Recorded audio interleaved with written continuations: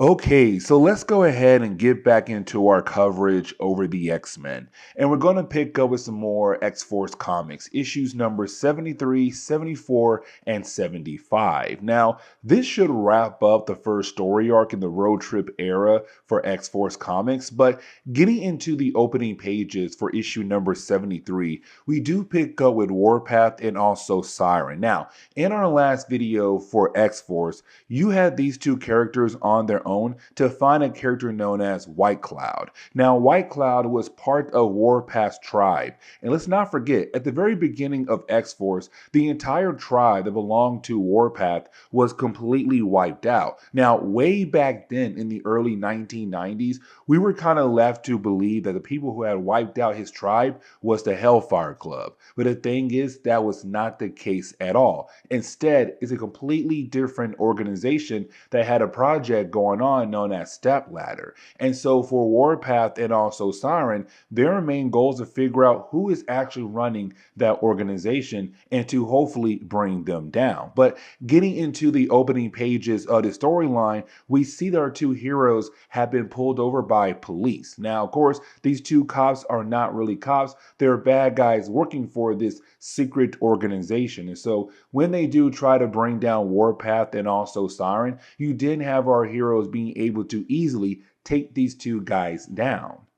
But now we pick up with two brand new characters in Washington, D.C., and that would be Detective Sanders and Lieutenant Bantock. Now, these two police officers, they're right now reviewing a tape from a recent bank robbery. And matter of fact, we saw this bank robbery in our last video where you had Domino get involved because she was in the bank, and she was also kind of wondering if she should get involved because, well, she's not really up to speed when it comes to being a hero again. Because remember, because back in Operation Zero Tolerance, when it came to Domino, we saw her and X-Force get kidnapped by some members of Operation Zero Tolerance. Now, one of the commanders had placed this device on the nervous system of Domino. Now, when they did that, it basically slowed down her body movement, but also, for me, affect the way her powers truly work. And so for Domino, she has been slowed down a lot. And so when it comes to Domino, she's not as fast as she used to be.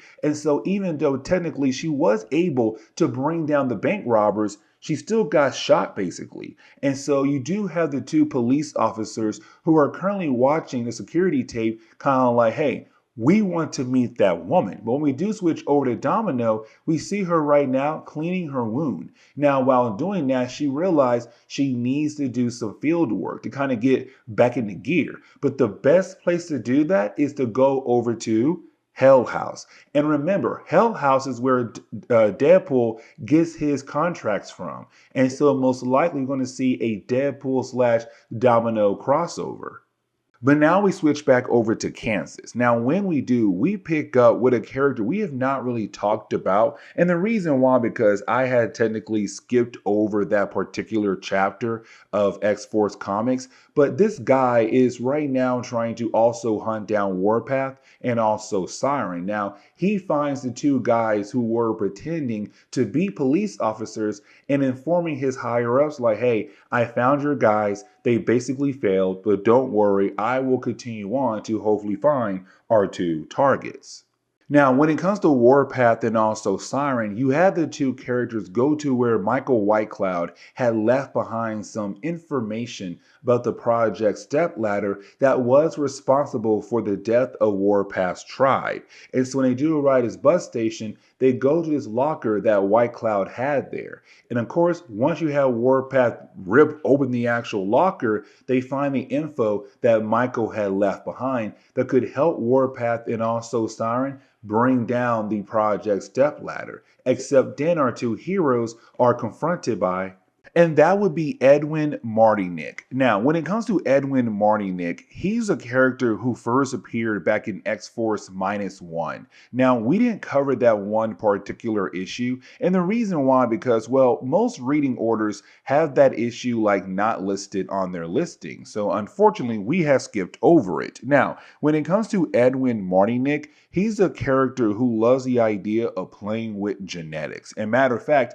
it was him who gave himself his his little like werewolf form. But when it came to Edwin 10 years ago in the past, he would go out of his way to falsely diagnose different people. Like, for example, Thunderbird and Warpath's mother. He told her that she has cancer, but in reality, he's going to use her for one of his experiments. Now, the boys were able to protect their mom and he had disappeared. But fast forward, he's now back in the picture, but he's kind of working for somebody else. As a matter of fact, we're going to learn who here in a moment. But he does knock out both Siryn and also Warpath. But I kind of want to go ahead and switch over to the rest of X-Force. Here's the reason why, because we're now going to begin the process of the possibility of Meltdown and Cannonball breaking up. Let me explain. You see, right now, you have the rest of X-Force on their own, just at a diner minding their business. But for Meltdown, who's aka Boom Boom, she's writing a letter to her boyfriend Cannonball. Now, in the early 1990s, Cannonball and Meltdown got together, and they both were on X-Force, and they had a strong relationship. But when you had Marvel take Cannonball and move him over to the X-Men, well, unfortunately, their relationship began to kind of fall apart. And so for Boom Boom, or Meltdown, she believes that she's at fault for what's happening in their relationship. But you have Sunspot come in and say, no, dude, Cannonball should be happy because he's lucky that he has a girlfriend like you. But it's also the idea of the possibility that you're going to have like Sunspot sneak in and steal his homeboy girlfriend away from him. But we also have to remember that there's somebody else right now chasing after the rest of X-Force. It's the idea of the possibility of Rainfire. And I will talk more about Rainfire in the later part of this video. For the folks out there who want to know more about his character, just know that Rainfire is heavily connected to Sunspot. But for this chapter, I kind of want to go ahead and switch back over to Warpath and also Siryn. Because this is where we learn how in the world Edwin got back in the picture again 10 years after the X-Force storyline. Because for Edwin, he met one particular character. That one character is no other than Stryfe himself. Now, when it came to Stryfe, he wanted somebody in his back pocket to basically help with the idea of bringing in the next step of man evolution. And so when it came to Edwin, he was that guy. All he had to do was use the resources that Stryfe left behind, like, for example, a Zero android. Now, when it comes to Edwin, everything was going great for him until one of his scientists went over to Michael Whitecloud, who's also part of Warpath's tribe. And when it came to Michael Whitecloud, well, he had planned on leaking that information over to the public. And so that is why the entire tribe got, well, wiped out, because for Edwin, he had to make sure that the public never did find out about his project. He also had a backup plan for Michael just in case. Now, once you have Warpath and also Siryn hear that story, they break free and try to fight against Edwin again. But the battle is very short-lived. And the reason why, because when it comes to Edwin, he's able to inject chemicals into the body of Warpath. With those chemicals, it makes Warpath's heart speed up 10 times faster than normal. Now, for Siryn, she was able to take down Edwin. But the problem is that now she's kind of wondering, can she save the life of Warpath? Or is he going to die like his brother did in the early days of X-Men comics? Now, let me just say that when it came to X-Force issue number 74, I didn't really believe it would go in this kind of direction. And you'll see what I mean here in a moment, because as we get into the opening pages of this chapter, we're really picking up with Siryn trying to save the life of Jimmy, who's technically right now on the verge of death here at the moment. Now, let's not forget that in the early days of not only the early days, one of the mid days of X-Force comics for this series, well, for Warpath, he had a crush on Siryn. And even though at first it was him trying to just be there in her corner as she battled the idea of being an alcoholic, over time, he began to kind of fall in love with her, but she did not love him back. She technically friend-zoned him. But once he had moved on and found somebody else, that was when she kind of began to show that she may have feelings for him. And let's not forget, because at the same time for Siryn, she's also kind of with Deadpool as well. But either way, it's her at the moment trying to save his life.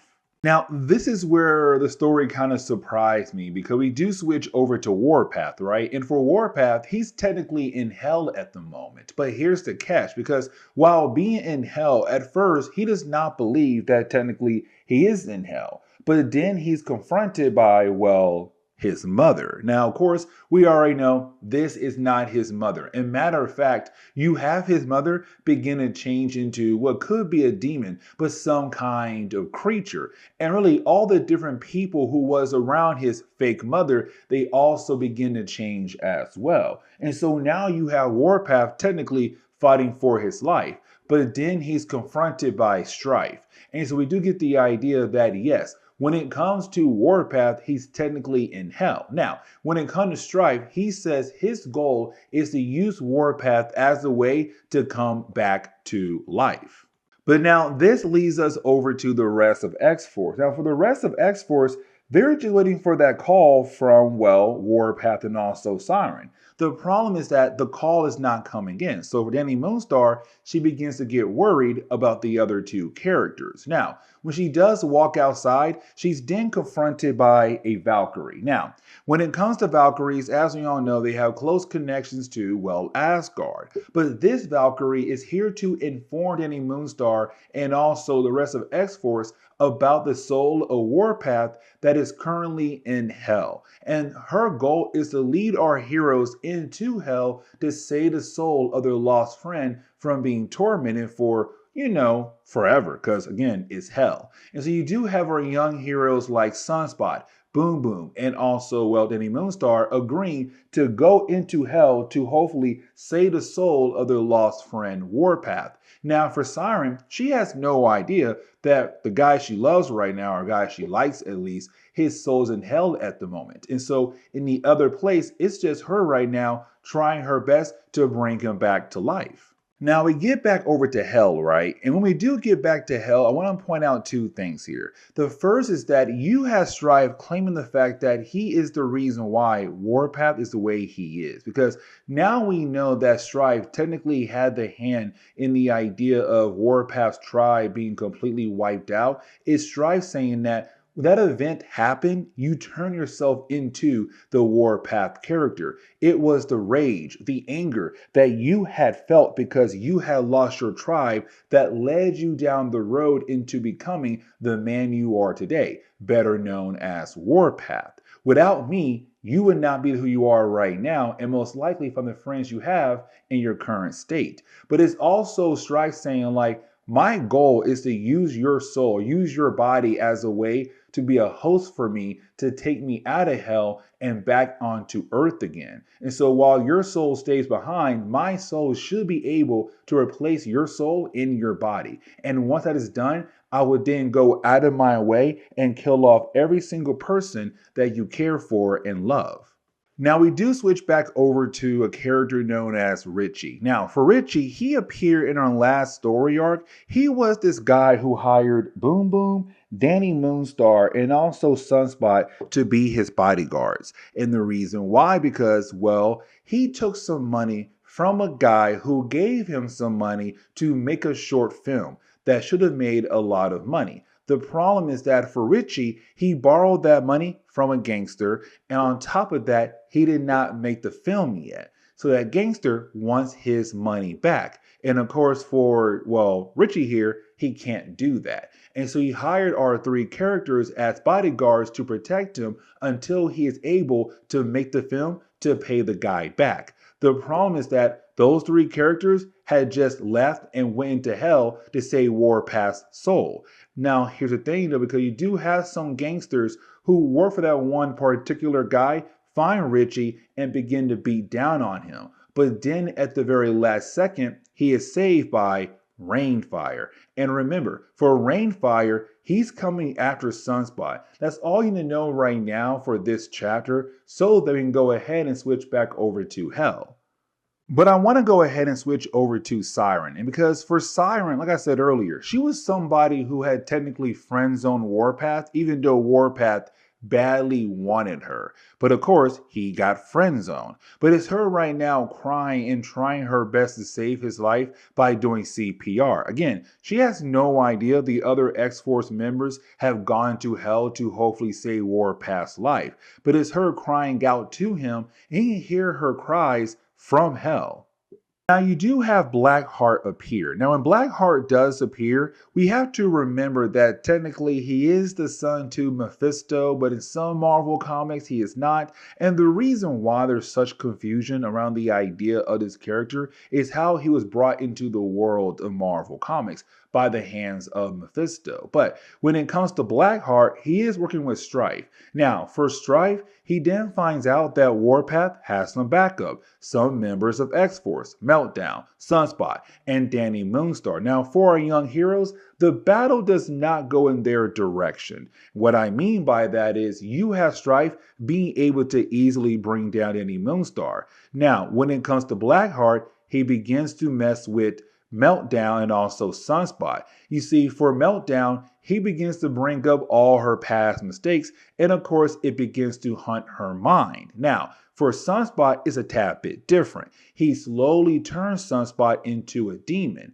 but you then have Sunspot being able to fight through what Blackheart's trying to do to his mind, but also help Meltdown to fight through his mind games as well. Now, there's also another example of the idea of possibly Bobby getting with, well, Meltdown.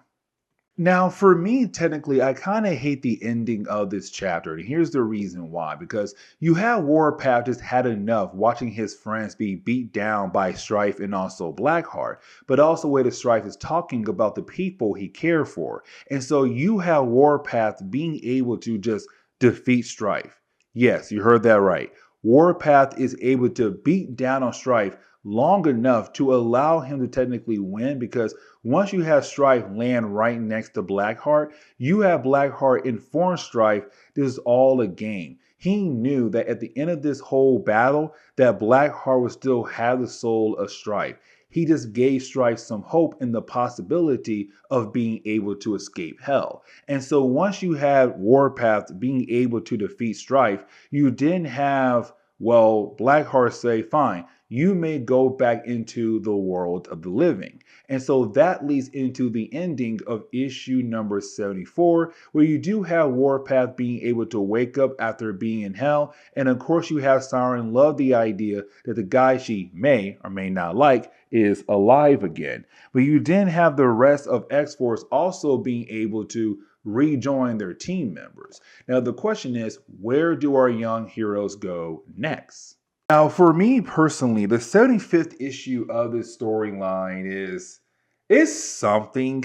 Honestly, when I kind of sat down getting ready to read the 75th issue for X-Force, I kind of thought in my own personal way it would go in a different type of way, because you're celebrating the 75th issue of X-Force, the original X-Force series. But getting into the opening pages of the storyline, we do pick up at X-Force right now attending a festival. Now, this festival is really more about the idea of geeks and freaks coming together to celebrate the statue of the colossal man. Now, the statue is technically made out of metal, and what they're going to do at the end of this event is blow it the mess up as a way to kind of send off the night. And so for X-Force right now, they're at the very beginning of the festival. And so they now have the ability to kind of go their own ways for the entire day to kind of relax, but also kind of get into different activities that do take place at this festival.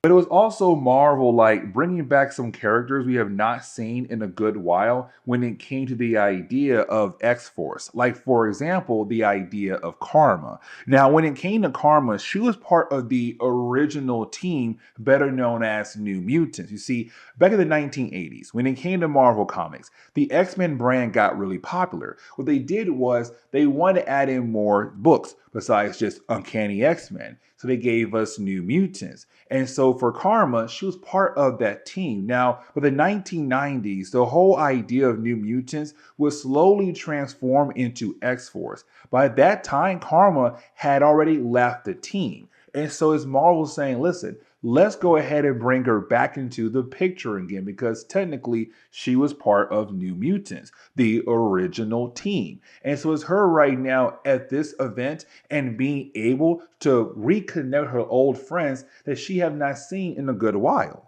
But it's also the book kind of bringing in another character we have not seen in a good while when it comes to the idea of New Mutants. Somebody the New Mutants had to face a long time ago that kind of brought this character into the world of Marvel Comics, and that would be Selene.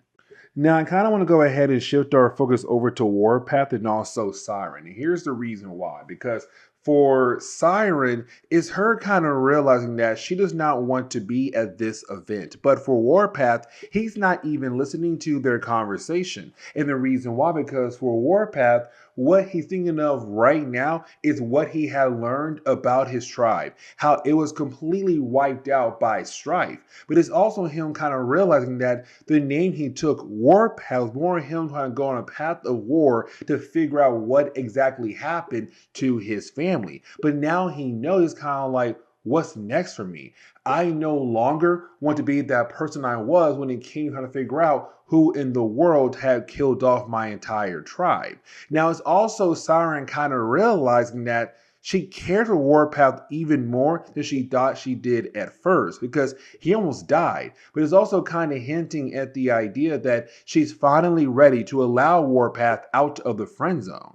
And for Siryn and Warpath, they're not the only two characters at the moment who are kind of going through something. And what I mean by that statement is that we also have to remember about Meltdown and also Sunspot, because there's a possibility of those two characters also getting together. And matter of fact, we're going to see that here in a moment. Now, for Karma and also Danny Moonstar, it's those two characters right now kind of on the outside of the inner circle. And what I mean by that statement is that for Karma, like I said earlier, she's not part of X-Force. She never was. And she left the New Mutants way before they had turned into X-Force. And when it came to Danny Moonstar, the same thing for her as well. And matter of fact, she had just recently stopped working for S.H.I.E.L.D. And so the question is right now, what's next with these two characters?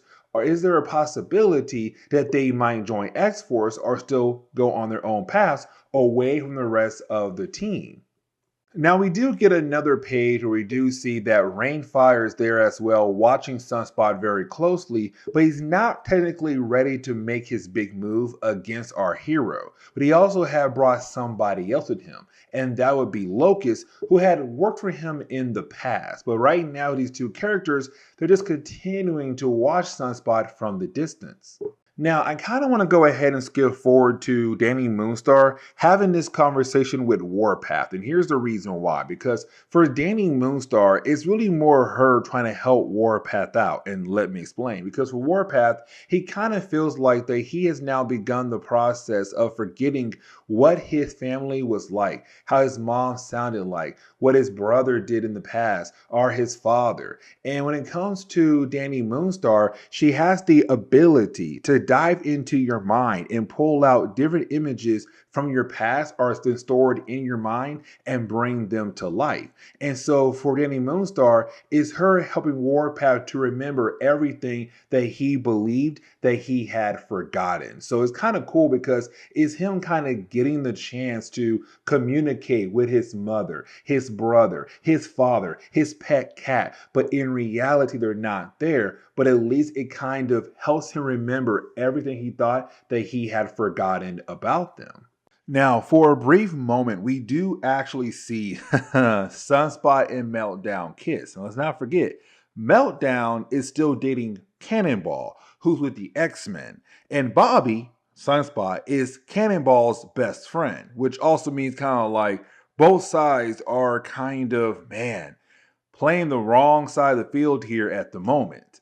But let's go ahead and get into the whole plot line involving Selene and why she's here at this event. And the reason why, because she needs Danny Moonstar. Let me explain. You see, for Selene, she realized the 9 realms, of course, connected to the Asgardian mythos, are going to align with one another very soon. But Selene has this container, this talisman container, that's holding onto a powerful item. The only way to basically open it up is to have, well, 2 things. First, the 9 realms have to be aligned with one another, but she also needs the blood of an Asgardian. Now, she could have gone after Thor, Loki, or somebody else, but she went after Danny Moonstar. Here's a reason why, because again, Danny Moonstar was a Valkyrie, so her blood has not been tainted, but it does have some Asgardian blood inside of it. And so, with that being said, for Selene, Danny Moonstar is the perfect person to get a blood drop from.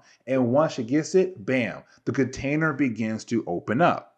And of course, inside the container is a powerful staff. Now, with this staff, that means that Selene will now have a huge amount of power under her belt. But you didn't have any Moonstar being able to wake up Warpath. When he does wake up, he does attack Selene and get his hands on the staff.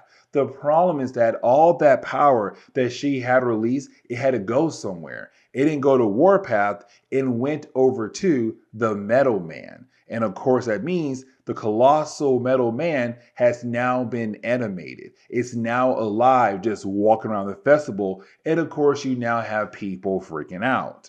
But for a brief moment, we had to shift over to Bobby and also Tabitha, Meltdown and Sunspot, because those 2 characters are continuing to kind of get close to one another. But you didn't have Cannonball appear. Now, the reason why he is there because, well, Tabitha did technically invite him, but she didn't believe that he would show up. But he did because he wanted to see his girlfriend. But he has no idea that his girlfriend has been making out with his best friend yet.